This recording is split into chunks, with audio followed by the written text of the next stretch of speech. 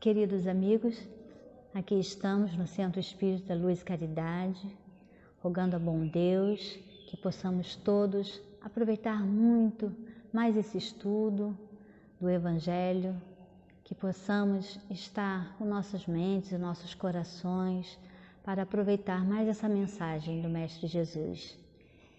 Vamos fechar os nossos olhos e mantermos em prece. Querido Mestre Jesus, aqui estamos, Senhor, em Teu nome, para mais um estudo do Evangelho, que todos juntos possamos, com o nosso pensamento, aproveitar mais esse estudo, colocarmos em prática, Mestre querido, os Teus ensinamentos. Obrigado por mais essa oportunidade que temos do estudo do Evangelho. Abençoe a todos os amigos que estão junto conosco nesse estudo, que assim seja, graças a Deus. Então, amigos, o estudo de hoje é do capítulo 16 do Evangelho segundo o Espiritismo, que é o capítulo de não podemos servir a Deus e a Mamon. O item que nós vamos estudar é o item 11, emprego da riqueza. Esse item é do Espírito Cheverus, ou Cheverus, não sei, porque é em francês. Essa mensagem foi dada em Bordeaux, 1861. Então, o nosso amigo já começa dizendo assim: não podeis servir a Deus e a Mamon. Guardai bem isso em lembrança, vós a quem o amor do ouro domina, vós que venderias a alma para possuir tesouros. E vós, porque eles permitem que vos eleveis acima dos outros homens, e vos proporcionam os gozos das paixões que vos escravizam. Então, o nosso querido amigo, o Espírito Protetor, já nos coloca a questão de Deus e Mamon, deixando claro que Mamon aqui não é um Deus, não é essa representação que nós estamos, que Mamon é um Deus da Síria, das riquezas, que possuía enormes riquezas e que era egocêntrico e egoísta. Mas justamente essa contraposição demonstra que são polos extremos, que se nós abraçamos o cristianismo, a mensagem de Jesus na nossa vida, que se temos como Pai, Deus Criador do universo, de todas as coisas, justo e bom, se nós o temos em nossa vida, não podemos abraçar a riqueza como guia único da nossa vida. Não dizendo que a riqueza, ser rico ou que possuir riquezas seja algo ruim. Mais à frente um pouco o Espírito deixa claro isso. Mas ele pede que nós observemos e nos observemos, o quanto que o dinheiro, a riqueza, nos distancia de Deus. Por isso já é colocado, não podeis servir a Deus e a Mamon. Porque servir a Deus é estar buscando o amor ao próximo, é estar seguindo os ensinamentos do Mestre Jesus, é estar olhando o mundo com bondade e generosidade. E servir a Mamon é servir ao egoísmo e ao egocentrismo. É isso que, a princípio, o nosso amigo deixa claro aqui. E ele segue: se, pois, sentis vossa alma dominada pela cobiça da carne, dai-vos pressa em alijar o jugo que vos oprime, porquanto Deus, justo e severo, vos dirá: que fizeste, econômo infiel, dos bens que te confiei? Olha que passagem maravilhosa. Aqui tem duas reflexões embutidas. Uma, para observarmos o que o dinheiro e as riquezas que possuímos faz na nossa vida. Nós dominamos, nós usufruímos ou nós nos deixamos dominar pelo ter. né? Que eu só sou se eu tiver muito e mais, por isso não posso distribuir, por isso não posso compartilhar. Através do dinheiro eu tenho poder, através do poder eu conheço pessoas mais poderosas. Então, as pessoas humildes e simples não podem estar em minha volta. É uma reflexão que deve ser feita. Em nenhum momento os nossos amigos dizem que ter posses, ser rico, seja errado, mas sim o objeto, ele é um móvel, é um objeto que nos aproxima ou que nos distancia de Deus. E que, aqui ele diz bem no finalzinho, que fizeste, econômo infiel. Econômo é administrador. Então, que fizeste, administrador infiel dos bens que te confiei? Porque tudo que temos, que possuímos, é só empréstimo. Tudo que existe na terra é de Deus. Deus é o Criador. Deus é o único que realmente possui. Tudo que nós dispomos na nossa vida, seja a riqueza da saúde, seja a riqueza da inteligência, seja a riqueza da simpatia, seja a riqueza do dinheiro mesmo, das posses, tudo isso pertence a Deus. E de tudo isso nós teremos que dar conta.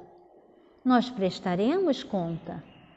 Haverá, através dessa pergunta, que virá pela nossa consciência, após desencarnarmos, e nos encontrarmos com todo aquele planejamento que foi feito para o que eu veria cercada de posses, que tudo que eu tocasse, né, a lenda de Minas, tudo que eu tocasse se multiplicaria, né, que eu teria o dom da riqueza e de fazer mais riqueza, mas o comprometimento no plano espiritual, eu me comprometi de usar dessa forma essa riqueza. E como eu usei? Como devemos usar? Qual a forma certa de utilizarmos essas riquezas? Levando em consideração que a saúde é uma riqueza, a inteligência é uma riqueza e outros tantos dons são uma riqueza na nossa vida, não só as riquezas materiais. E aí, depois, após a pergunta, ele fala, esse poderoso móvel de boas obras, exclusivamente o empregaste na tua satisfação pessoal? Já pensou? Depois de todo um planejamento de vida, de encarnação, nós chegarmos lá, caramba, eu só gastei, usei, passeei, humilhei, desfrutei, porque não é errado desfrutar. Quem tem, deve desfrutar, mas como? É a forma, né? Eu gerei empregos, eu gerei conforto, eu fui um patrão generoso, eu fui um patrão amigo, eu observei os sofrimentos dos que estavam em minha volta, ou eu estava enceguecido pelo poder e pela riqueza e passei por cima de tudo e de todos? Como empregaste? Essa é a pergunta que a nossa consciência irá trazer para nós. Segue o amigo dizendo, qual então o melhor emprego que se pode dar à riqueza? Bom, qual o melhor emprego? Eu vim rico, né, das diversas riquezas que Deus nos dá, e como utilizar? Não existe uma riqueza, não existe uma receita de bolo. Mas os nossos irmãos, nesse capítulo, os espíritos superiores, nos traz, né, várias formas de se empregar essa riqueza. E aqui, Chéveros também nos dá umas dicas. Ele diz assim, procurai nestas palavras, amai-vos uns aos outros, a solução do teu problema. O amor ao próximo já vai nos dar essa resposta. Mas ainda dá mais umas diquinhas. elas guardam o segredo do bom emprego das riquezas. Aquele que se acha animado do amor do próximo tem aí traçada a sua linha de proceder. Na caridade está para as riquezas o emprego que mais apraz a Deus. A caridade, né? A caridade, mas caramba, como assim? Caridade, será que é pegar tudo que eu tenho e dar aos outros e ficar pobre? Certamente que se Deus colocou nas nossas mãos uma determinada, um dom, né? O dom de acumular, de ter riquezas, não é para ser dado, é para ser utilizado com o amor no coração. E aí ele diz assim, não nos referimos, é claro, a essa caridade fria e egoísta. Qual caridade que é fria e egoísta? É esmola, né, gente? Vamos trocar aqui em miúdos, esmola. Não é para esmolar, não é para dar com frieza, com distanciamento, porque a verdadeira caridade, ela aproxima o necessitado de quem necessita.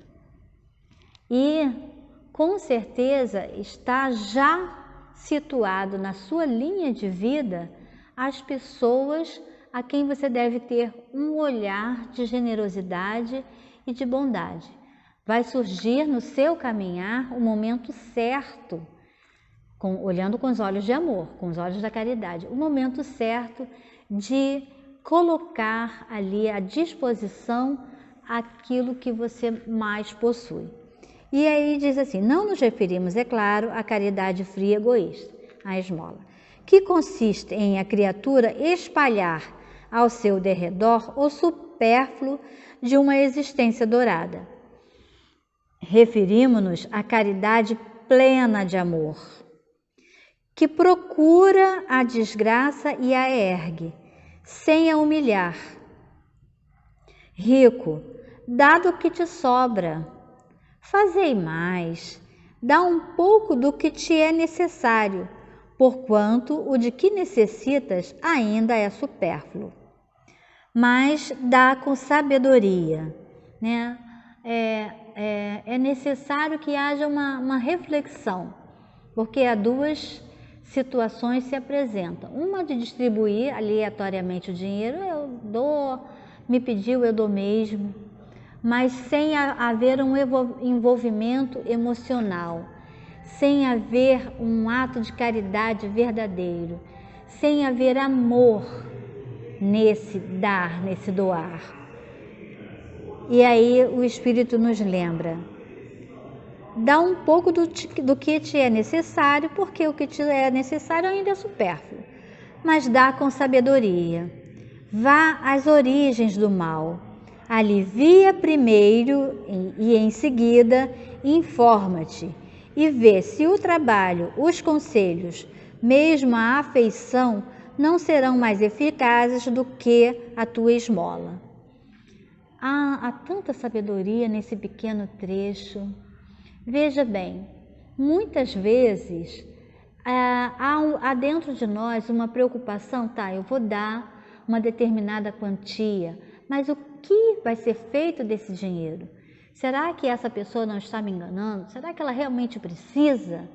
Será que é realmente uma pessoa necessitada? Então o Espírito diz aqui, nossa, abre o teu coração e ampara. No primeiro momento, ampara. E depois acompanha. No Evangelho, há um outro estudo que eu gosto muito, que me fala muito ao coração sobre a caridade, a beneficência. Já estudamos ele há uns capítulos atrás. Mas se você quiser terminar de ler isso aqui e voltar um pouquinho na beneficência, um grande aprendizado ali, que é a história de uma mulher rica, muito bem situada na sociedade e que sai, né, à noite, troca de roupa, desfaz de todas aquelas características de mulher da alta sociedade, entra numa modesta carruagem que já está suprida das necessidades de de alimento, de agasalho, de remédios, e vai ao encontro das pessoas necessitadas, de pessoas que precisam mesmo, e ela entra nas casas e ela não só dá aqueles gêneros e aquela roupa, ela abraça as crianças, ela sabe o nome daquelas pessoas, ela procura saber como elas estão, se ela encontra doença,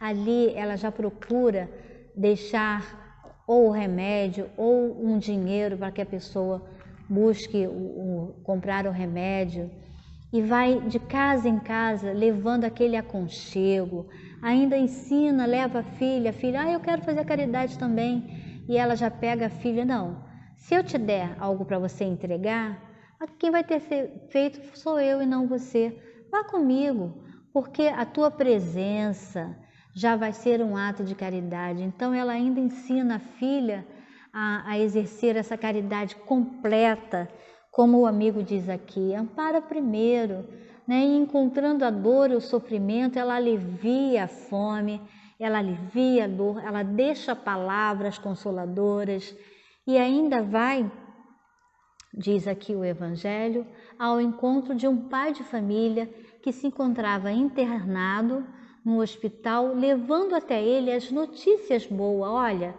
se preocupa em melhorar, se preocupa em tomar os seus remédios, mas repousa tua mente e teu coração que tua família está amparada. Eu não a deixarei em sofrimento. Olha, que extrema beleza é essa história, né, de uma condensa, história verdadeira. Que beleza, quanto aprendizado. E é isso que o irmão diz aqui. Não para primeiro, não fica preocupado se você está sendo ludibriado. Até porque você só vai ser ludibriado se você der aleatoriamente, se você esmolar, der esmola para as pessoas. Mas se você se aproximar da dor, você vai perceber que ali há uma situação de real necessidade. E você vai perceber também que a necessidade ela pode estar naquele momento, tanto de o alimento, de poder pagar as contas, mas também pode ser, você pode prover emprego para alguém ali, né? Você pode deixar palavras consoladoras, você pode deixar o amor do Mestre Jesus naquele lar. E a passagem da Condessa ainda diz que durante as noites há hinos de louvores para essa mulher. Todas as casas onde ela leva o amparo de um jeito ou de outro, elevam a Deus o seu agradecimento para que ela receba. Então, a prática da caridade, a prática correta, não a esmola, não a caridade fria, não a caridade com medo de estar sendo enganado, porque isso pode acontecer mesmo. Mas por isso nós devemos fazer um trabalho de procurar ir aonde a dor está e ampará-la, né? E determinarmos ali, vou te amparar esse mês, né? Mas vamos ver se conseguimos um emprego para você, vamos providenciar remédios para que você volte ao seu trabalho e consiga prover a sua família. E ali você vai estar deixando um serviço completo de amor, de esperança, e você vai estar realmente praticando a caridade e não vai estar humilhando através das condições. Então ele diz, informa-te e vê se o trabalho, os conselhos ou mesmo a afeição não serão mais eficazes do que a tua esmola. Difunde em torno de ti como os socorros materiais, difunde em torno de ti como os socorros materiais, o amor de Deus, o amor ao trabalho, o amor ao próximo. Coloca tuas riquezas sobre uma base que nunca lhe faltará e que te trará grandes lucros. Outro tipo de lucro, né? A das boas obras. A riqueza da inteligência, deveis utilizá-la como a do ouro. Derrama em torno de ti os tesouros da instrução. Derrama sobre teus irmãos os tesouros do teu amor e eles frutificarão. Então, queridos irmãos, o nosso espírito, Severus, ele fala da riqueza material, ele fala da riqueza da inteligência, né? Quantas pessoas nós conhecemos que têm o dom, né, da inteligência, mas diz, eu não tenho paciência com gente burra, eu não tenho paciência de ensinar nada, eu digo, aperta aqui, no caso de computador, aperta aqui, faz isso, faz aquilo, mas fica toda hora ensinando, não é comigo. Então você está perdendo a oportunidade de usar essa riqueza da inteligência para soerguer um irmão, para amparar um jovem. E aqui ele coloca que a riqueza da inteligência é tão importante quanto a riqueza dos poderes, do dinheiro, né? E que deve ser tão bem utilizada e que traz para junto de nós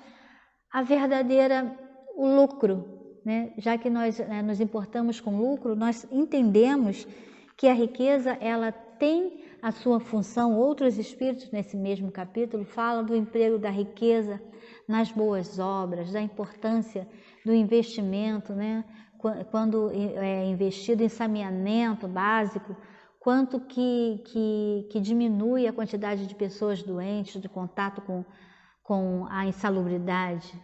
Então, nós há nesse capítulo, que é maravilhoso, o de não poder servir a Deus e a Mamon, várias colocações de como empregar esse dom maravilhoso, essa riqueza, que não é por acaso que nós possuímos, e que ela tem um dono maior, ela tem um emprego maior, nós nos comprometemos de verdade com Deus, no plano espiritual, de fazê-la reproduzir alegria em torno de nós, de dar lucro, e não o lucro monetário, mas também aquele lucro da satisfação de servir, da satisfação de erguer quem está próximo de nós. E assim, queridos irmãos, chegamos ao final desse estudo. Agradecemos, né, a todos. É um estudo maravilhoso de reflexão, né? Tem várias colocações, vários espíritos. Todo esse capítulo é muito interessante para nós. Sugiro que a gente continue estudando junto e que possamos, né, independente da riqueza que nós possuímos, lembrar de distribuir, lembrar desse compromisso de fazê-la frutificar, de fazê-la realmente multiplicar em torno de nós toda essa riqueza. Obrigado, queridos amigos, por estar juntos, né, nesse estudo maravilhoso, e vamos fechar os nossos olhos e agradecer a Deus por mais essa oportunidade.